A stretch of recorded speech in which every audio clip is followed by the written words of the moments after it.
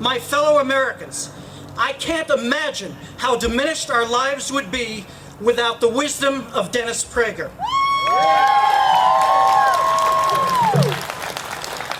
It is my privilege to introduce my dear friend, ladies and gentlemen, Dennis Prager.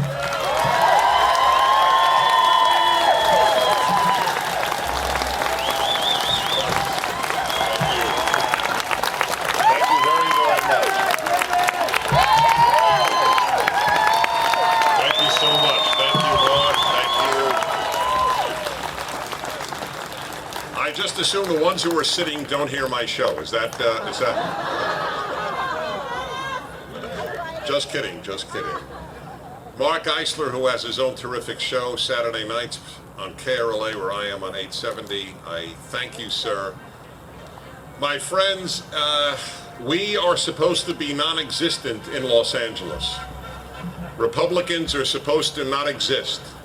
Conservatives are supposed to be somewhere with the La Brea tar pits. That is the assumption in our city, and they are wrong. There are many of us here, and it is time to assert ourselves intellectually and morally, and passionately and emotionally, and sophisticatedly, and in every other way. It is a shame. It just is a shame that people don't understand the issues, and I am convinced that in the vast majority of cases, people vote Democrat for emotional rather than moral or intellectual reasons. We had a young woman just speaking up here. It is, I tell you, when the president goes from campus to campus, as if it is a given that young people will vote for him, I don't know of a more dishonest appeal than the Democratic Party's appeal to young Americans. It is unbelievable. Let me tell you two obvious ways in which Democratic, liberal, left-wing policies have so hurt young Americans. And there is no answer to what I am about to say. They are about the debt.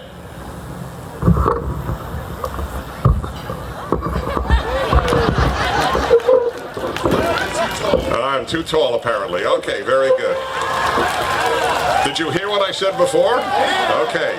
Let me give you the two ways. The dishonesty of I don't know how you go to a young American and look him or her in the face as a Democrat and say, vote for my party. I really don't. It takes chutzpah. It takes just such chutzpah. We are saddling you with the debt of the most narcissistic generation in American history. Vote for us.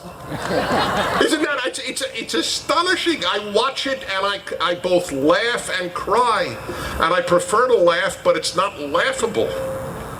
Vote for us who are making your future the first future in American history materially less well off, liberty less well off than previous generations. But vote for us because we will let you live with your parents till 26.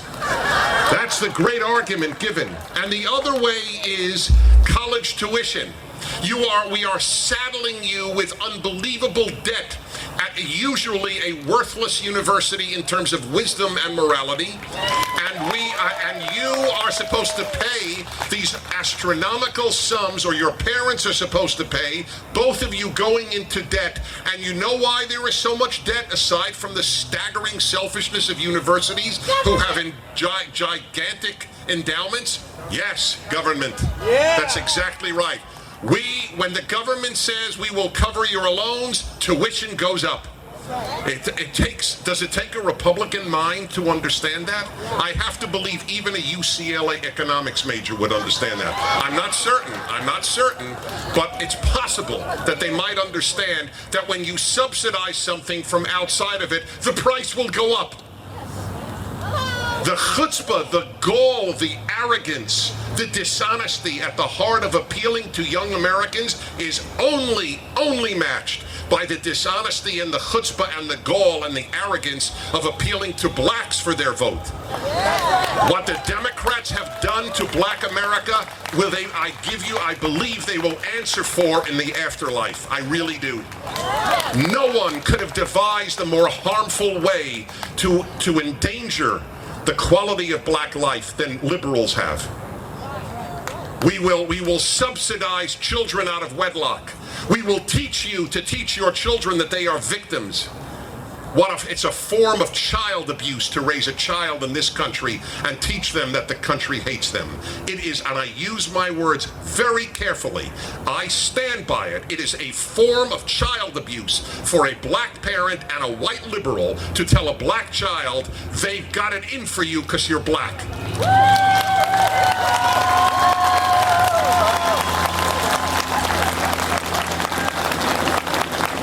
But you see, the Democrats cannot win unless that lie, and I consider the lie to be the L word. I believe that lie is up there with N word and F word and all other words, because it's the worst thing you could say about somebody. I'd rather be cursed than be said that I lied. There is nothing lower than lying, nothing. And it is a lie that this is a racist society. This is the least racist society in human history. The fact of the matter is, nobody gives a damn if you're black or white. The only people who do are liberals. They're the ones. They are race intoxicated. Here's the irony. Conservatives don't give a damn if you're black. That's right, we don't. I'll never forget when somebody I debated once said, "We honor race." You honor race, please. There's one thing I have to say. Please don't tell a Jew who has grown up in the shadow of the Holocaust that you honor race. The last time my people heard about honoring race, a lot of evil happened. I don't honor race. I honor character. And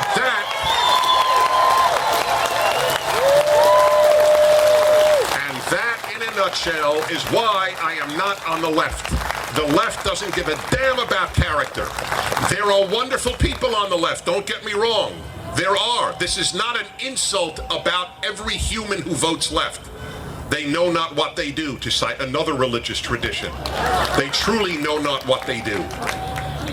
But the fact of the matter is that leftism is race, gender, and class-based. As I said on Hannity last week, some of you may have seen or heard it, and I said, you can't understand this president if you don't understand he is a man of the left, period. That is all you need to know about Barack Obama. He is the first leftist in American presidential history. FDR was on the left on economics, but he wasn't on the left about America being a Judeo-Christian nation. He wasn't on the left about a whole host of matters. But on every matter, Roosevelt didn't see America through the prism of race, gender, class. There are two dominant trinities. The Trinity of Christianity, three dominant trinities actually. The Trinity of Christianity, the Father, the Son, and the Holy Spirit. The Trinity of the left, race, gender, and class. And the Trinity of the United States. Liberty, in God we trust, and e pluribus unum. Those are the three trinities. The reduction of human beings to race, to gender, and class, it so reduces our dignity. Yeah. It's what it does. Dignity resides on the infinite value of the individual, irrespective of race, gender, and class. You are not valuable because you're black. You're valuable because you're decent. You're not valuable because you're white. You're valuable if you're decent. You're not valuable if you're Hispanic. You're valuable if you're a decent Hispanic. There are only two races, said Viktor Frankl, a Holocaust survivor, in a book that molded my thinking when I was in high school. He was asked after he lost his family in Auschwitz and other Nazi death camps. And he was a psychoanalyst and a major thinker, and he was asked, "Do you hate the German race?" This was right after the war and after the Holocaust, and he answered, "No, there are only two races, the decent and the indecent." That is how we conservatives divide the world. We see the world between decent and indecent, right and wrong, good and bad, uplifting and not uplifting, degrading and uplifting. The left sees the world between black and white and rich and poor, and male and female. Division is the essence of democratic victory. If you think in terms of right and wrong, you vote right. If you think in terms of class, race, and gender, you vote left. And that is why the appeal is so deep and so emotional to blacks and Hispanics and to the poor. And I say quote unquote on the poor. How do they explain the fact that so many people making $30,000 a year vote Republican? It baffles them. I have left-wing authors on my show who don't understand that. And remember, the president was baffled because he's a man of the left. Since class should explain everything, how do you explain that people in the lower class would vote Republican? Remember his answer? They cling to their guns and their religion. Because he couldn't explain. Maybe actually they don't cling to their guns and their religion as much as they cling to their values. That we actually don't think. We don't think like a Democrat. A Democrat thinks, what's in it for me? It's the antithesis of what John Kennedy asked in his inaugural address.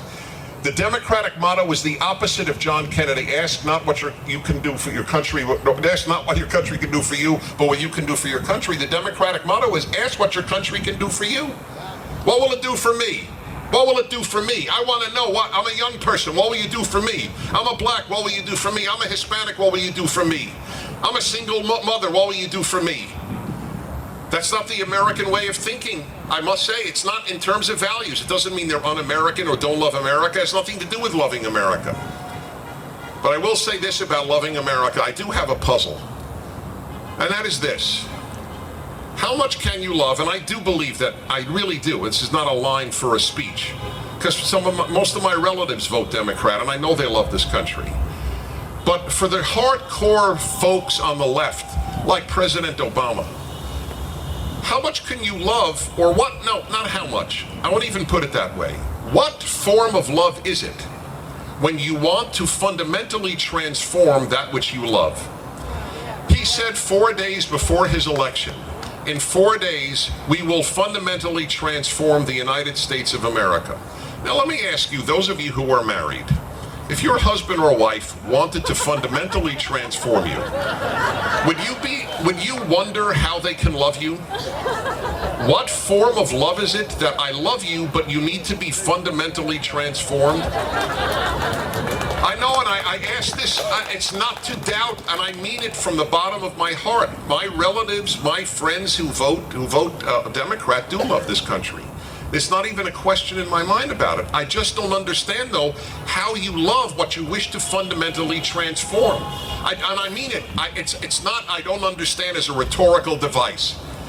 If my wife wanted to fundamentally transform me, our marriage would be in a very bad state.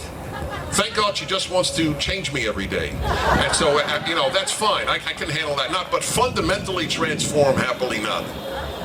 As Bruce Hershenson once said, God created men and critics. So I fully accept that fact. And Bruce has to give credit for that great line. Anyway, those of you who know that I'm as interested in male-female issues as I am in political ones. I have an hour each week just on men and women. And I thank you. And it's worth it. For those of you who don't know about it, it's worth hearing.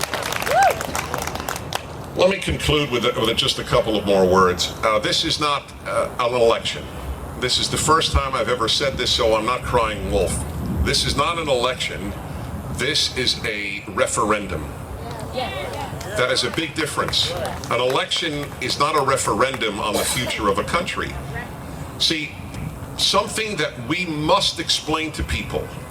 Most Americans think that the left and the right, the Democrats and the Republicans, want to get to the same place, but they have different means of getting there. That is not true. We do not want to get to the same place. That's why I prefer clarity to agreement.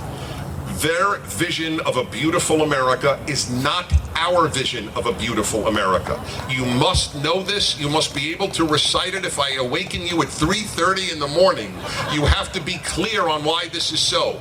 I spoke to you of the American Trinity, which I explain at length in my just published book, Still the Best Hope, and I beg you to read. I borrow a copy from a friend. do anything, but it explains it. We have a distinctive value system. Liberty, in God we trust, e pluribus unum. The left prefers egalitarianism to liberty. The left prefers a secular state, a secular society to a God-based society. And the left prefers multiculturalism to e pluribus unum. We have utterly unbridgeable differences about what America should be. I don't care how you vote, but you must know what you're voting for when you vote.